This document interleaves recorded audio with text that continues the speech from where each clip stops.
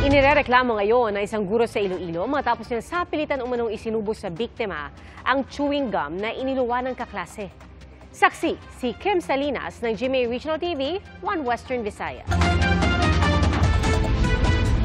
May mga sugat sa paligid ng bibig ni Toto, isang grade 7 student sa Santa Barbara, Iloilo. Maluha-luhan niyang ikinuwento na nauwi sa ganito ang simpleng pagguya nila ng kaklase ng bubble gum. Pungko man na kami kakadlawanay, man na kami sa likod to, ipos man lang kami. So kaang kami bubble gum. Itinapon na raw niya ang kanyang chewing gum. Habang ang inuya ng kanyang kaklase, idinikit ito sa kahoy na bahagi ng kanilang mesa. Nagpuksi na tapos ginabarambon na itong bubble gum. Tapos nabal na aboy ko. Ginaboy ko man may naigop. Pag-aboy ko. Pero na magreklamo raw ang kanilang kaklase, lumapit ang kanilang guro. Tapos na mo ito nagtindag si sir. Pagin pangkadol namin, purot na dyan ang bubble gum. Kagin baba ko.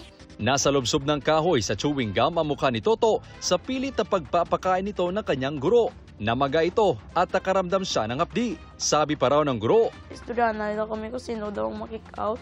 Kaya si Toto, takot na raw bumalik sa eskwela. Tuloy, galit ang lola ni Toto na siyang tumatayong guardian. Kaya ginaisip, kadamo sa leksyon yung ginaano na dapat sa bailinti, nga ginahimo, mga bailin sa ginahimo sa mga mistro sa kabataan. Ginliwat na pa.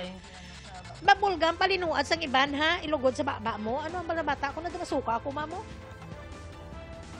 Pagkatapos, kung pamahawa na lang kabataan. Nagsumbong sila sa pulisya. Pinasuri rin si Toto. Pumunta sa paaralan ni Toto ang GMA Regional TV 1 Western Visayas. Pero wala roon ang guro para makuha ang kanyang reaksyon. Nag-iimbestiga na raw ang pamunuan ng paaralan pero hindi na muna nagpaunlak ng panayam. Ayon naman sa DepEd Iloilo, may ara man ang report ang eskwelahan, then immediately ang office will be requesting the school head man to submit the detailed report. Definitely ang report nga na isend ni school head, ipadala taman nila sa regional office for appropriate action because kung teacher na ang involved, ang disciplining authority naton is the regional director. Para sa GMA Integrated News, ako si Kim Salinas ng GMA Regional TV 1 Western Visayas, ang inyong saksi. Mga kapuso, sama-sama tayong maging saksi. Mag-subscribe sa GMA Integrated News sa YouTube at para sa mga kapuso abroad, samahan niyo kami sa GMA Pinoy TV at sa www.gmanews.tv.